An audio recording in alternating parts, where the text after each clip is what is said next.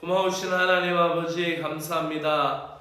이제 9월을 시작하였고 또 한 주간 중에 우리가 거룩한 주일 우리가 믿음으로 감사하며 기뻐하며 하나님을 섬길 수 있는 주일날을 허락하여 주셨음을 감사를 드립니다. 오늘도 예배하는 자의 심령을 하늘의 충만한 은혜로 채워주시기를 간절히 원하옵나이다. 오늘도 이 아침 일어나서 주님을 찬양하며 온종일 하나님을 기쁘시게 할 수 있는 믿음의 영혼들이 되게 하여 주시옵소서. 예수님의 이름으로 기도드리옵나이다. 아멘. 하나님의 말씀은 마태복음 5장 27절에서 37절입니다.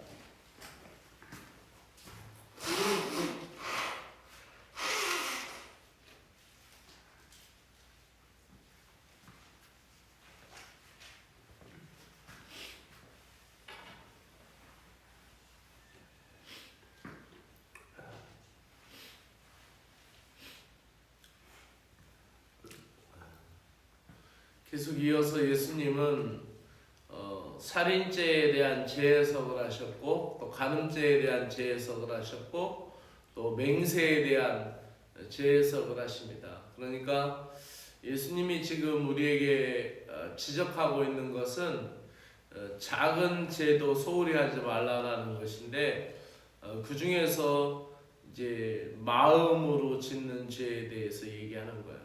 살인죄도 외형적으로 사람의 생명을 이제 끊어놓았기 때문에 죄가 아니라 그 안에 시작되어 있는 마음에서 시작되어 있는 분노, 그 화냄, 그것부터 지적하고 있는 거죠. 또 간음도 마찬가지죠. 외형적으로 그것에 대해서 이야기하기보다는 마음으로 시작된 거, 눈으로 돌렸을 때의 그 눈에 대한 시점부터 이야기하고 있습니다. 우리 같이 말씀을 읽도록 합니다. 또 간음하지 말라 하였다라는 것을 너희가 들었으나 나는 너희에게 이르노니 음욕을 품고 여자를 보는 자마다 마음에 이미 간음하였느니라. 만일 내 오른 눈이 너로 실족하게 하거든 빼어내어 버리라. 내 백체 중 하나가 없어지고 온몸이 지옥에 던져지지 않는 것이 유익하며, 또한 만일 내 오른손이 너로 실족하게 하거든 찍어내어 버려라. 내 백체 중 하나가 없어져서 온몸이 지옥에 던져지지 않는 것이 유익하니라. 또 일러스되 누구든지 아내를 버리려거든 이혼 증서를 줄 것이라 하였으나 나는 너희에게 이르노니 누구든지 음행한 이유 없이 아내를 버리면 이는 또 그로 간음하게 함이요 또 누구든지 버림받은 여자에게 장가드는 자도 간음함이라. 또 옛사람에게 말한 바 헛맹세를 하지 말고 내 맹세한 것을 주께 지키라 하였다라는 것을 너희가 들었으나 나는 너희에게 이르노니 도무지 맹세하지 말지니 하늘로도 하지 말라 이는 하나님의 보좌이며 땅으로도 하지 말라 이는 하나님의 발등상이며 예루살렘으로도 하지 말라 이는 큰 임금의 성읍이며 또 내 머리로도 하지 말라 이는 내가 한 터럭도 희고 검게 할 수 없음이라. 오직 너희 말은 옳다 아니다 아니라 하라. 이에서 지나는 것은 악으로부터 나느니라. 아멘.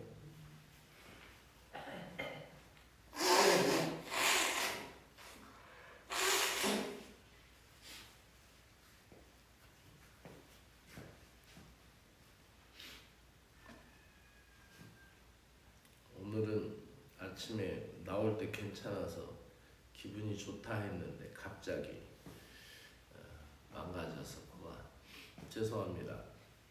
비음 괜찮을 땐 또 괜찮은데 계속 약을 심하여서 먹고 있는데 갑자기 이렇게 안 좋을 때는 또 힘듭니다.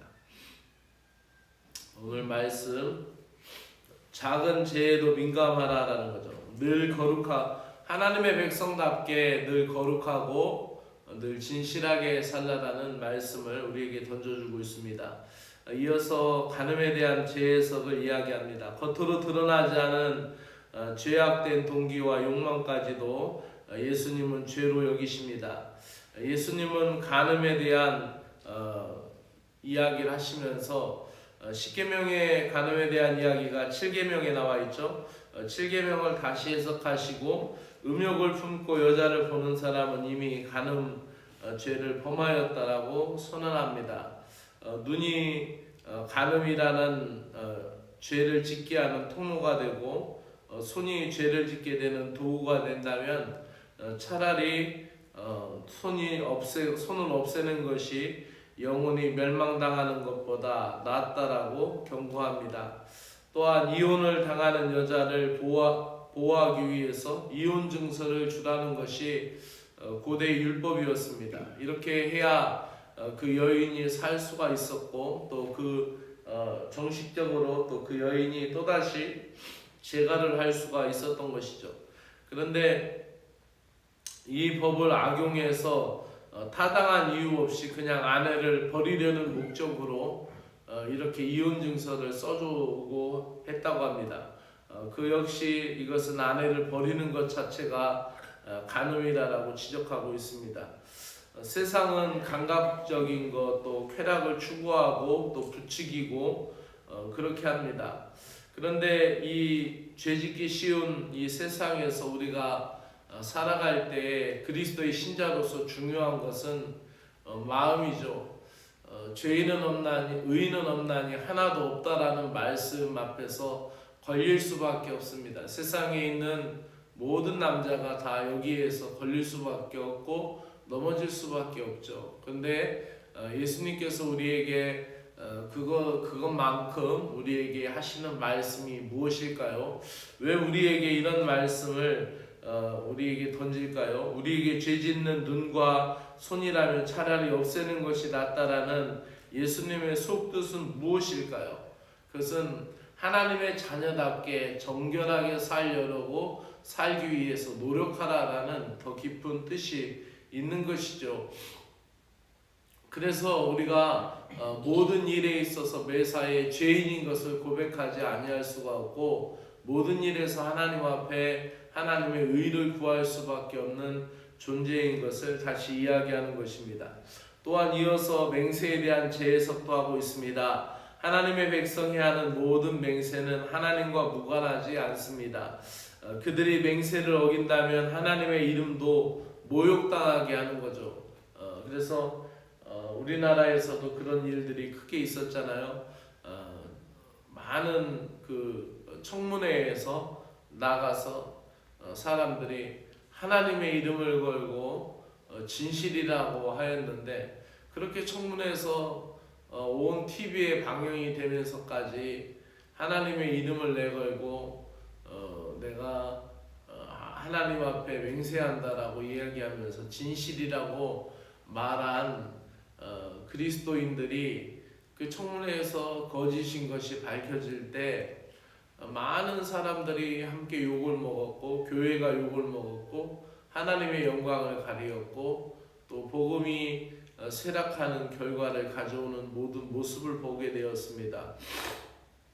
이토록 우리가 함부로 맹세를 해서도 안 되는 거죠. 당시 유대인들은 하나님의 이름을 걸고 맹세하면 그 맹세에 대해서 거의 인정을 해줬어요. 만약에 내가 하나님의 이름을 걸고 맹세한다 하면은 그것은 곧 진리나 마찬가지였어요. 그래서 그것에 대해서 어느 정도 보지 않았지만은 인정을 해주는 추세였습니다. 그런데 그 맹세에 대해서 맹세만 하고 지켜지지 않는 것에 대해서 예수님이 말하는 거죠. 그래서 또 책임을 회피하기 위해서 하늘이나 땅이나 예루살렘이나 자기 머리카락을 들고 맹세를 남발하는 일이 있었습니다.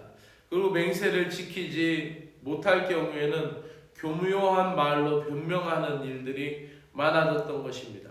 예수님은 어떤 방식으로든지 하지 말라, 모든 맹세는 하나님 앞에서 경솔하게 하지 말라, 오직 진심이 담긴 대답만 해라, 예, 아니요, 긍정과 부정에 있어서 분명한 표현을 하라는 거죠. 성도는 일체의 과장된 말이나 헛된 말을 버리고 진실한 말로 자기의 삶에 책임을 지라라고 말씀하는 것입니다. 이렇게 믿음을 주는 사람이 되라라고 우리에게 오늘도 말씀하고 있습니다. 오늘 말씀을 통하여서 우리는 하나님 앞에 작은 죄에도 민감하기 위해서 우리는 깨어 있어야 되고, 특별히 마음으로 짓는 죄에 대해서 우리는 늘 죄를 고백하고 또 죄를 우리는 시인하고 하나님 앞에 믿음의 의를 구하여야 하겠습니다. 누구든 이 죄에서 정결하거나 깨끗하고 완벽하게 할 수 있는 사람이 있을까요? 없죠.